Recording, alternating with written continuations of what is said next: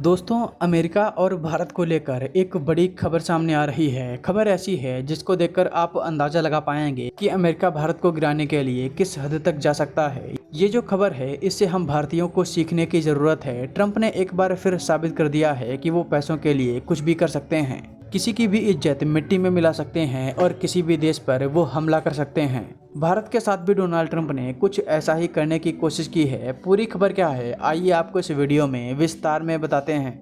दोस्तों, अमेरिका की लंबे समय से पॉलिसी रही है कि वो किसी भी देश को बढ़ते हुए देखना नहीं चाहता। जापान, जिसकी इकोनॉमी बहुत स्पीड से ग्रो कर रही थी, अमेरिका को डर था कि जापान उसके बराबर न आ जाए, इसलिए उसने जापान के साथ कई ऐसे समझौते किए जिससे जापान की इकोनॉमी रुक गई और लंबे समय से आज भी वो स्थिर बनी हुई है। यूरोप के साथ भी अमेरिका ने कुछ ऐसा ही किया है। चीन को अमेरिका रोकने में असफल रहा, जिसकी वजह से आज चीन अमेरिका को सीधी टक्कर दे रहा है।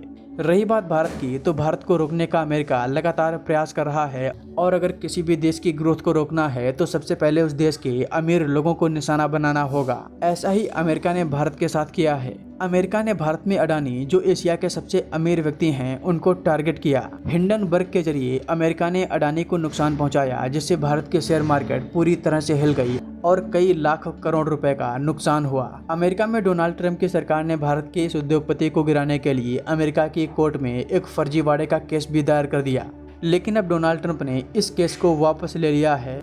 US is all set to drop criminal charges against Gautam Adani. US Department of Justice has permanently dropped all criminal charges against Indian tycoon Gautam Adani. America के न्याय विभाग ने गौतम अडानी और उनके भतीजे सागर अडानी और अडानी समूह के अन्य अधिकारियों पर लगे सभी अपराध आरोप जो थे अस्थायी रूप से उनको वापस ले लिया है।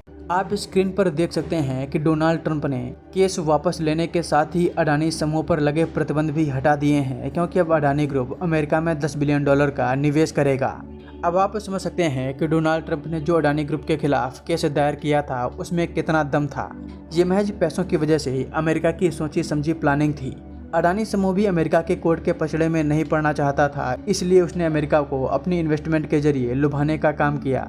इससे हम भारतीयों को ये सीखने की ज़रूरत है कि अमेरिका जैसे किसी भी देश के कहने से अपने देश के किसी भी व्यक्ति को टारगेट नहीं करना चाहिए।